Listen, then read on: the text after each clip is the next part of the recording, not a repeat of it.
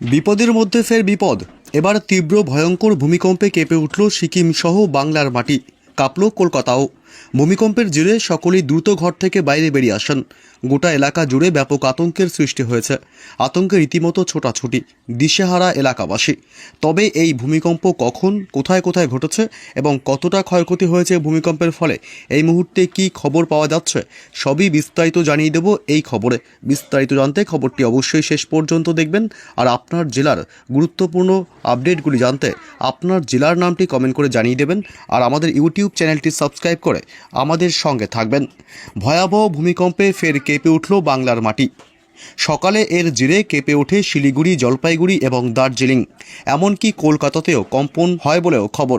জানা যাচ্ছে এই কম্পনের উৎপত্তিস্থল ছিল সিকিম। রিক্টার স্কেলে কম্পনের তীব্রতা ছিল 4.6। এই কম্পনের জেরে পাহাড়ে বেশ আতঙ্ক ছড়িয়েছে।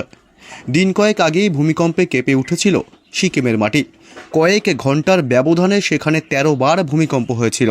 সেই সময় এই কম্পনের উৎপত্তিস্থল ছিল বাংলা থেকে 8 কিলোমিটার দক্ষিণে। তারপরে আবারও বৃহস্পতিবার ভূমিকম্পে কেঁপে ওঠে সিকিম। তা অনুভূত হয়েছে উত্তরবঙ্গের একাধিক জেলাগুলিতেও। এর আগেও 6 ফেব্রুয়ারি ভূমিকম্প হয়েছিল দার্জিলিংয়ে। তার জেরে উত্তরবঙ্গের একাধিক জায়গায় কম্পন অনুভূত হয়েছে। সেই সময়ও কম্পনের উৎপত্তিস্থল ছিল সিকিম। এর ফলে গ্যাংটক থেকে শুরু করে সিকিমের বিভিন্ন জায়গায় কম্পন বেশি অনুভূত হয়। ন্যাশনাল সেন্টার ফর সিসমোলজির তথ্য বলছে কম্পনের মাত্রা ছিল 4.6। সিকিমের গ্যালসিং ভূপৃষ্ঠ থেকে 10 কিলোমিটার গভীরে এই ভূমিকম্প হয়েছিল। তবে এই কম্পনের জেরে আতঙ্ক ছড়িয়ে পড়েছিল পাহাড়ে। বুধবার রাতে বাংলাদেশেও ভূমিকম্পন অনুভূত হয়েছিল। সেই কম্পনের তীব্রতা ছিল 5.1। তবে কোনো ধরনের ক্ষয়ক্ষতির খবর পাওয়া যায়নি। জানা গিয়েছে এই কম্পনের উৎপত্তিস্থল ছিল মায়ানমারে।